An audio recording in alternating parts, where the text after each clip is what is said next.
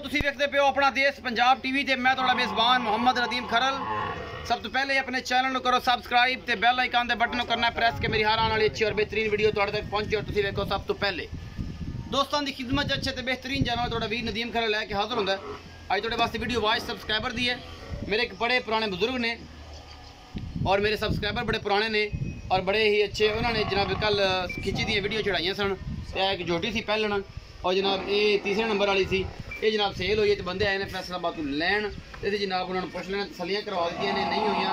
जो डील हुई थी पूरी है। मालिक ने इस गल का पता इन्होंने भी पता है सारा कुछ सामने अल्लाह के सपोर्ट करते पे हैं। आओ खा जनाब खान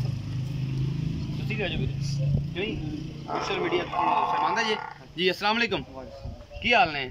थोड़े उच्चा बोलना पैना। ठीक जी ठीक हो। की नाम है? यासर। यासर भाई यासर फैसलाबाद तो आयो जी। तुहाडे बुजुर्गों ने सौदा किया? हाँ जी बयाना तुसीं कराया सी कल? हाँ जी। अच्छा ये जनाब सौदा तो अपना अलहमदुलिल्लाह हो गया। हाँ जी यह मालक खड़ा है जी। ये जो सौदा होया जरा सारा फाइनली सामने होया?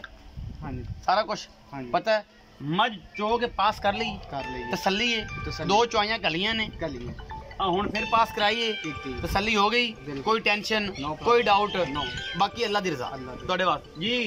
हाँ साहब तुहाडा की मामला है? तुहाडे मामला जिन्नी गल है सारी पूरी हो गई जी? बिल्कुल सब कुछ एवरीथिंग इज ऑल राइट है जी। जिस तरह सौदा होया उस तरह गल है कोई झूठ सारा ठीक ठाक है जी।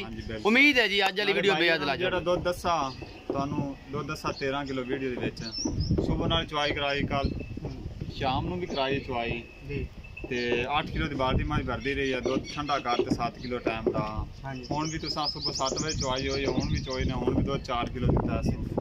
कोई दुध दसन है कोई गलती तो नहीं साडी कोई झूठ कोई फरेब नहीं। ये सारा कुछ सामने है जी। उम्मीद है अज वाली वीडियो बेहद लाजवाब लगेगी। अपना बहुत सारा ख्याल रखा जे। मिलांगे अच्छी और बेहतरीन वीडियो नाल।